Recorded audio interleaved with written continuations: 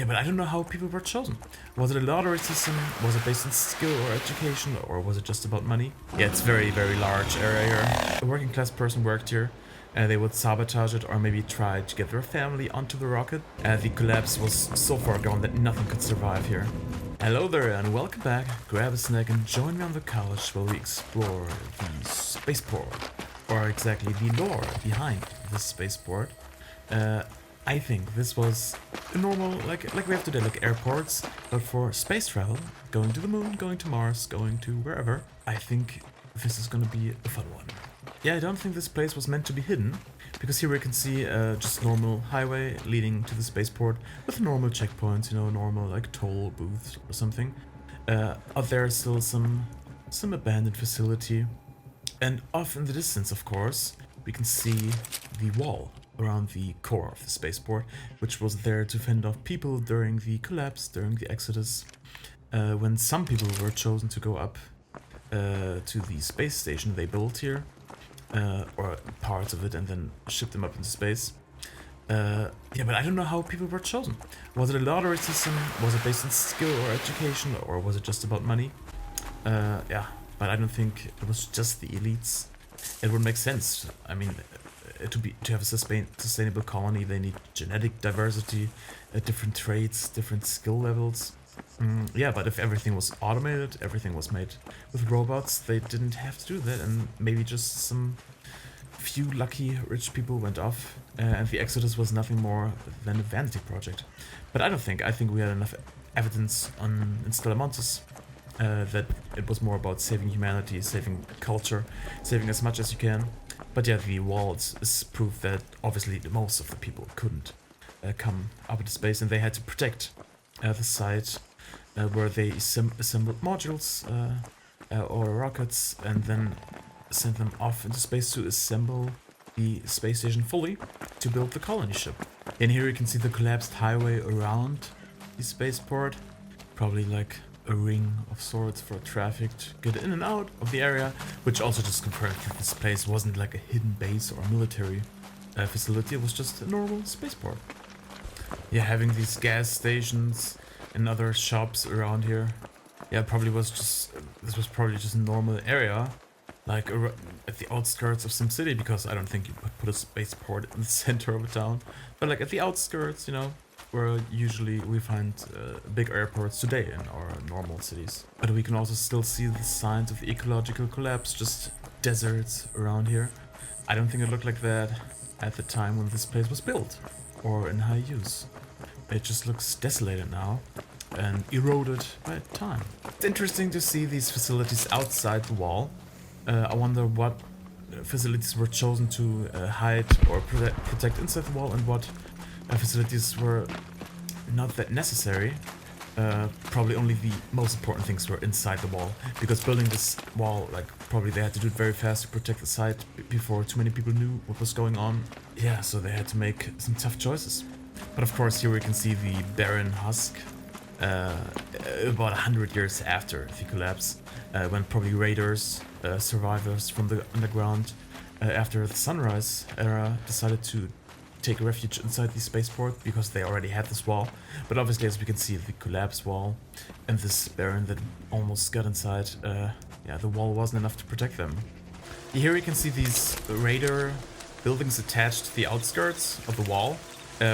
When this place was used for protection during the first wave, so these were obviously not part of the main structure back during society's collapse.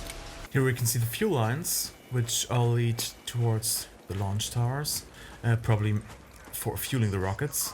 And I think it's smart to put the fuel depot way out there, so if something goes wrong, the whole spaceport doesn't blow up. Yeah, but rockets do need a ton of fuel, so this was obviously a smart decision to have these fuel lines for quick refueling, because they probably had like a bunch of flights a day, like any normal airport would. Yeah, here we can see the fuel depot at the outskirts of the spaceport. Yeah, these are stored in like these round barrels, so the pressure is equal, because these probably are like stored at very, very low temperatures, so they're under a lot of pressure. And to keep the the bubble from bursting, you do it in this circular shape. Here we can see more storage. Maybe this wasn't fuel, maybe just some gas used for different purposes or manufacturing.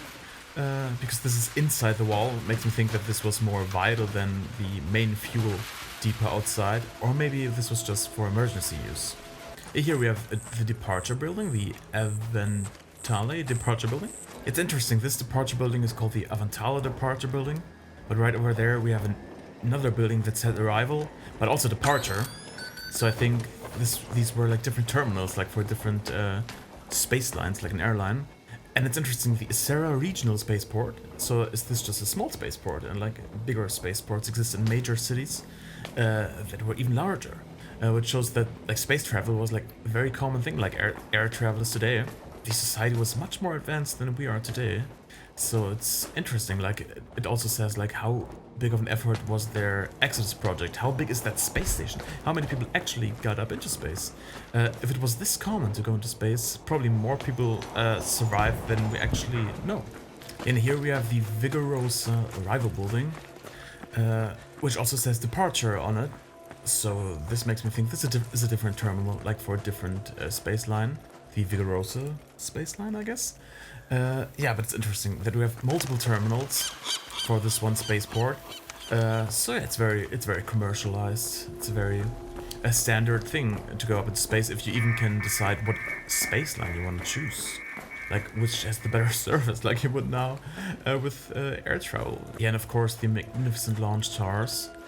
We don't see any transport system to get rockets up there, so I think rockets are 100% reusable. They land here, they launch here, which makes sense if you have different space lines that each one goes down here, picks up supply, fuel, people, and then goes back up into space. Yeah, this place probably had a lot of launches. Looks very, very imposing. But now obviously no one's launching anything. Oh, there we can see actually, this building probably was like part of assembly. You stack the rocket, open this big gate, and then down here you roll it up there for launch. Very interesting. I think they especially needed that during the Exodus, because they built the rockets here, or assembled them at least, and then launched from here. Here we can see the trench towers and both of the hangars a bit closer, where they probably built their rockets. Yeah, it's very, very large area here. Yeah, but here we have something that was probably a major part of the Exodus, the assembly. Building first and second stages by the barrel, as many as you can, as much resources up into orbit before the collapse was so far gone that nothing could survive here. Yeah, and this A6 tower, I thought it's part of the wall, like for security, but it looks out at the launch tower, so I think it's like air traffic controls today, but for space travel, yeah. Also this building. These large engines taking everything up to space that was possible. Like you can see, like these were abandoned, like big parts for the space station, for the rocket, were just abandoned because they just didn't have any time anymore, and because the collapse was too far along. There we can also see like this international docking system. So this isn't like a booster like this is probably a capsule like for storage, for anything they needed, or even part of the space station, like that there was this was like a module for sleeping or habitation, whatever, and then stacked up and connected in space. And here we can see a closer look at assembly of the rocket stacks. These obviously were left behind. Yeah, but this wasn't just a booster, this was any habitat or any module they needed up at the space station. Interesting, here we can see like here an entrance, and here. So this was like a T bracket for whatever this part of the space station was gonna be. Yeah, but here another booster. Probably an upper stage because of the size, it's a bit smaller. Yeah, but obviously here we can see the androids commonly found in these areas. Because obviously, like during the collapse, you couldn't probably trust many people to work here. The people who had enough money to leave the Earth or enough influence probably didn't want to work here. So they had to rely on robots, because if like a working class person worked here, they would sabotage it or maybe try to get their family onto the rocket, and they couldn't have that. So they had to use these androids for assembling the rockets or boosters to fuel their Exodus project. Yeah, but what do you think? Do you agree with my thoughts on the spaceport?